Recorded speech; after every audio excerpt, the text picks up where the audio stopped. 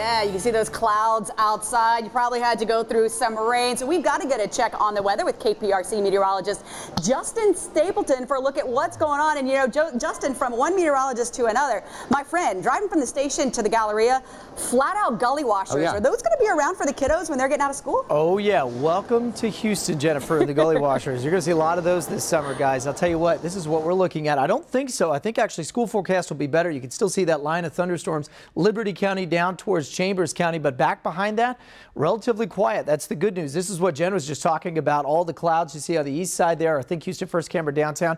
Check this out, 74 at Bush. How about 88 down in Galveston, where they have not seen any rain so far today? We will keep some spotty showers around, so about 87 to 90 in terms of the temperature, but certainly looking better than earlier when we thought we might be dealing with those showers right about when the school lets out. But we will see things start to warm up to about the 20% Tuesday and Wednesday, and then more of those gully washers coming as we get towards Thursday and Friday. We'll see the temperatures back down to about 90. We're also going to be looking at the rain chances moving back up by Thursday and Friday to about 40%. Guys? All right, thanks, Justin. He had to pull the dark 30 shift today, so go get some sleep. Will do. All right, hey, Derek, you know, I'm a meteorologist, just kind of let you guys know that. But did you know that on radar, you can not only see rain and storms, but you can also see bats? See, I had no idea until you told me this a couple weeks ago. That is fascinating. So these pictures that you're seeing right now, all that blue and all that green, those are actually bats. Yeah, the National Weather Service helped me out with this one, and they were able to really pinpoint where the bats were emerging and coming out, and you can see that getting bigger and bigger as more and more bats appeared. It's so cool. Well, it is cool. It's cool to see it on radar, but you know what's even cooler? Seeing them in person. And the two of us had a chance to get up close and personal with these flying little wonders at the Waugh Bat Colony. Take a look. Oh my God. What? Oh, it's dripping.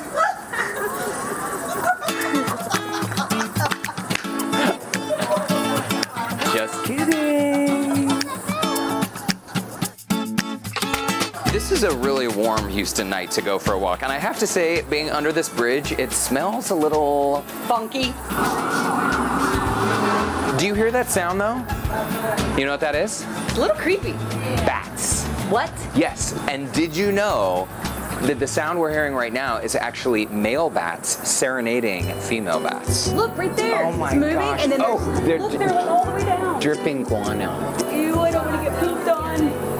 I love watching these birds. They're bats. There's birds. Oh. I'm like, where have you been? These are bats.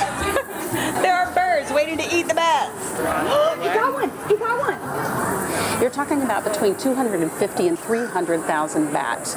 So that's a lot of bats. What? More than 250,000 bats are in this bridge right now? That's just Batty. Tonight and every night when they come out, the bats fly in a vortex and then turn into the wind. It's a Houston treasure. It truly is.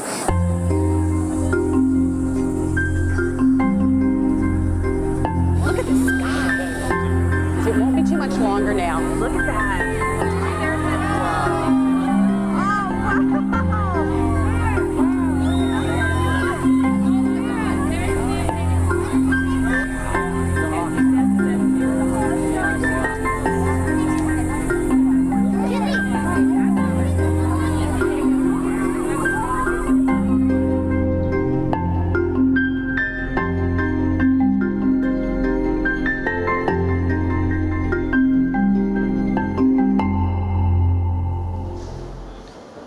You know, I can't wait till my family comes to visit so they can do exactly that. Suzanne Jurek, or our resident bat lady, you helped us so much. You were like an encyclopedia of bats. It was my pleasure. Well, they're really, to me, it was like a symphony of flight. And let's talk about what kind of bats are these? Right. These are Mexican free-tail bats. It's the most common bat in Texas. And we have about 30 different species in Texas, but that's the most common variety. And bats are very common around the world, right? And they play a critical role because they help with our crops and with insect control. That's correct. That's correct. Insect control, pollination, seed dispersion, you know, all of those things. Okay, speaking of pollination, bats play a part in tequila. They do.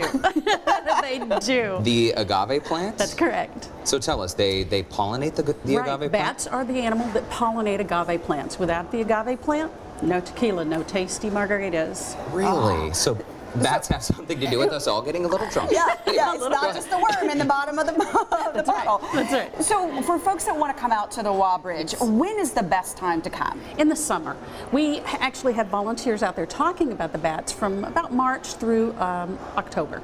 But July and August are really the peak months. July is when the babies start coming out. The colony is at its peak. That's the best time to come out. But Friday nights are extra special. Yes, because we do have volunteers out there with red lights to show you the bats in the crevice, pictures to talk about them, answer questions. And there were so many moments this night when we came to hang out with you. There were so many moments when the two of us were like, oh my, what?